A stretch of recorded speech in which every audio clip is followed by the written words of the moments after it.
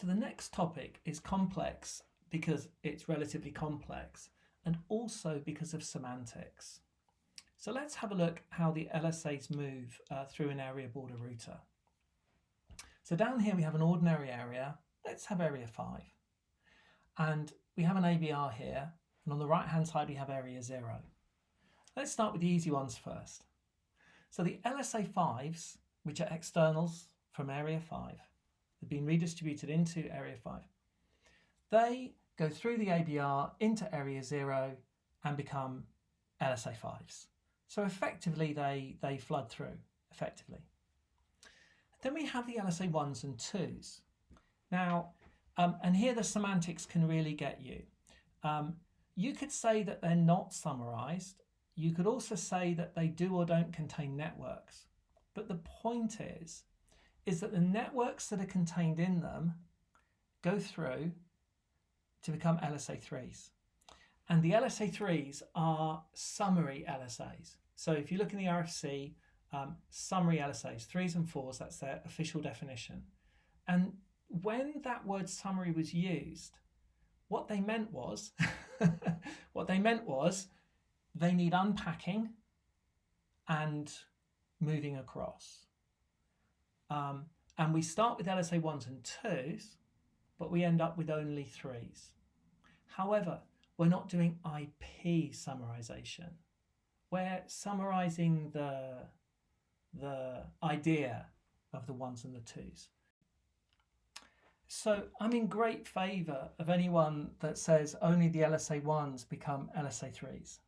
Because, of course, inside the LSA 1s and the LSA 2s are effectively, one way or the other, the same networks. And it's the networks that go across. So it's the networks connected to the LSA 1s that go across. But we say LSA 1s and 2s because, of course, it's the same information. It's either node-centric or vertice-centric. Anyway. Okay, so here we see an example of a standard area range. These are the networks inside the area, and they're going to go through and they're going to become LSA summaries, whether or not they're IP summarized. But we would like to IP summarize them.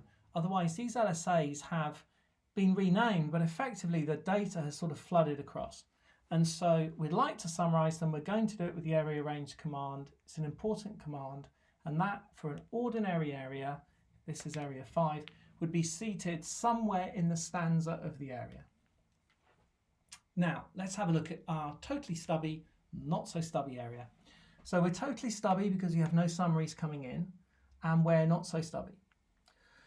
We have an ASBR here, and we have external routes coming in, and we've marked them as type 7 because we're not allowed type 5s in an NSSA area.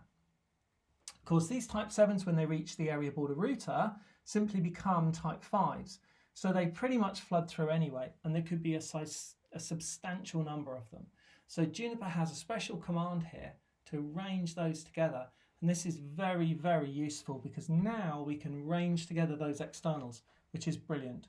So to use that area range command here on these 7s within the not so stubby area, we have to be really careful to locate the area range inside the NSSA stanza. Because if we don't put it inside the NSSA stanza, how could the Juniper tell if it was going to range the 7s or the traditional 1s, 2s?